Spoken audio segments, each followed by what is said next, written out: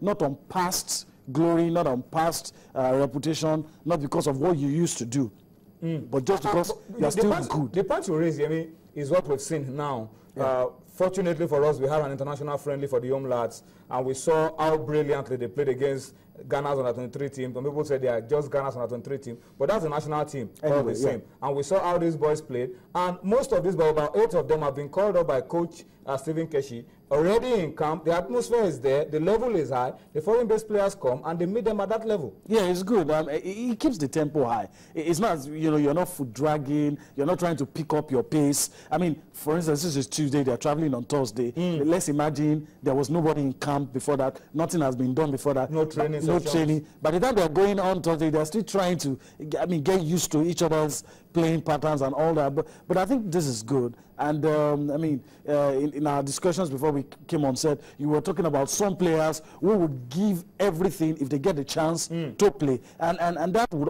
also affect the psyche of others. If you come and your attitude, you're lethargic, you're not giving it your best in training, you know there's somebody who is hungrier that will want to come and prove to Coach Stephen Keshi and to Nigerian fans that, look, if you give me the chance, I can do this. And it's also good for Keshi. I mean, it's tasted the bitter side of the fans. And I know that now he will want to prove to us that, look, those results were just accidents. Yes. And I can turn things around. I can manage this. And I'm happy for him. I never wanted him to leave anyway. I'm happy for him that he gets the chance to right the wrongs. He gets the chance to probably learn from 1 or 2 mistakes, get it right, and qualify us. And hopefully he gets the chance, if we qualify, to take us to the defense of the title. I mean, I know that Nigerians are more patriotic than whatever foreigners we want to bring, and that's why I would always support the Nigerian coach. But I'm not going to support the Nigerian coach just because it's Nigeria, but because he's able to deliver, and he gets the chance to do this now, change our minds. I mean, Beat could not just struggle to win games, but play well. I mean, show commitment, show hunger, and win games. All right, so that's a challenge, really, for Stephen Keshi. If by the time we return from the game against Congo and we do the business against South Africa, we will tell you Stephen Keshi's new name. We're keeping the names under wraps now, but we'll tell you after we've done the business and winning those 2 games and qualifying for the Nations Cup. It's the story of a coach who turned things around. The fans wanted him out at all costs a few weeks ago. Last week, there was a placard back from the dead for this coach. And this week, I mean, it's all positive for the coach.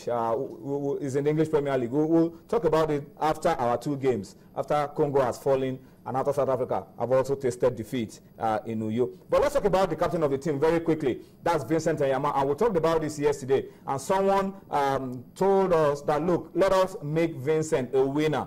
And that's what we've put on screen for you, the BBC African Footballer of the Year Award. Let's make the captain of the Super Eagles, let's make him the winner of these awards, because you have a role to play. You can make it happen. That's by voting for Vincent Enyama. You can go online and vote, but this is a simpler one that we have put out for you. Just pick your phone and text 3 to the number you say on that screen. Just follow the instruction we've put out for you on the screen.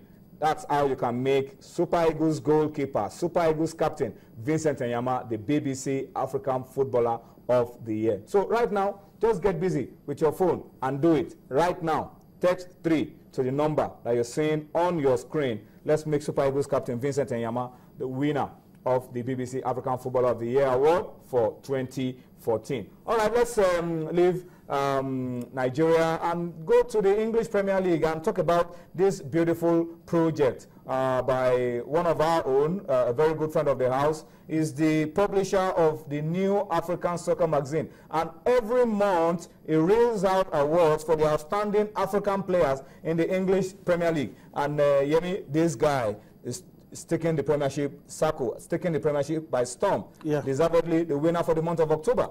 I mean, the Afro circle, you can't argue with what's been able to do for West Ham, and it's good. It's good. I like this kind of awards because usually it's a good yardstick. Most times, most of football fans look at the bigger picture, but I like this that streamlines. We're able to focus more on our African brothers playing their trade in this league and what they've been able to do. And it's important for you to focus on this young man. I think he has about 7 goals now, and what he's been able to do for West Ham. West Ham in the 4th position on the table. This was a team that last season everybody wanted Big Sam out, and now they're in that position. And you know, of course, thanks to this guy, is partly responsible for the position that West Ham find themselves right now. I think he is deserving of the award. All right, so that's the story very quickly. Let me just go back to Twitter very quickly and read a few comments, because a lot of people are telling me that, look, we can host Adetoyin Adeboye at Adetoyin Boye. Says, I think Nigeria can host AFCON 2015 with the stadium in Abuja, in Kaduna, in Uyo, and then the Amasia Maka Stadium in Port Harcourt. That's what it says. Alfred Nimiel at Alfred 36724318. Wow.